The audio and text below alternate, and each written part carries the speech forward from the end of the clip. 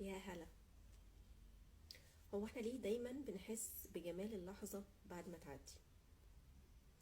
محدش سأل نفسه قبل كده احنا ليه دايما بنحن الأيام زمان وبنبقى عايزينها ترجع تاني؟ بنحن الأيام الطفولة، ونحن الأيام المدرسة، ونحن الأيام ثانوي والجامعة. بنحن لكل الأيام اللي عدت واللي فاتت واللي مرت علينا بكل ما فيها. ما هي الأيام دي برضو كان فيها الحلو وكان فيها الوحش، بس احنا دايما بنفتكر الحلو وبنبقى عايزين نرجع له تاني.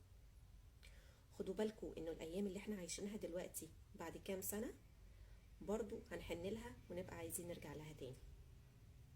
عارفين ليه؟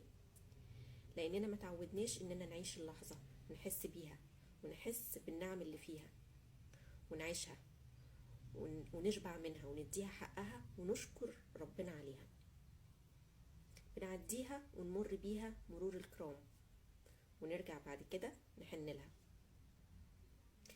احنا اساتذة في اننا نعيش الحزن وندور على اللي بيضايقنا ونهول ونكبر من كل ما هو سلبي، لكن الفرحة واللمة الحلوة والسعادة واللحظات اللي بنمر بيها يوميا ما بنعيشهاش بحق وما بنديهاش حقها أبدا. من النهاردة عيشوا اللحظة بكل معنى للكلمة، استشعروا النعم اللي ربنا أنعم علينا بيها، وبلاش إحساس اللا شعوري إنها حق مكتسب.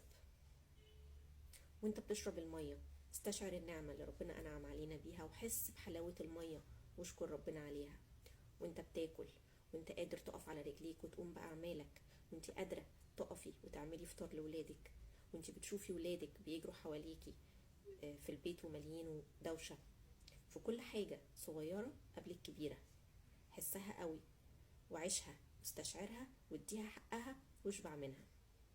ساعتها الحنين هيبقى في إحساس بالراحة والسعادة باستشعار اللحظات دي، مش من باب رفض اللحظة اللي انت عايشها دلوقتي ورغبتك في الرجوع، لأنك هتكون اديت كل لحظة حقها وتعلمت ازاي تخلق لحظات تعيشها وتستشعرها وتحس بيها طول حياتك.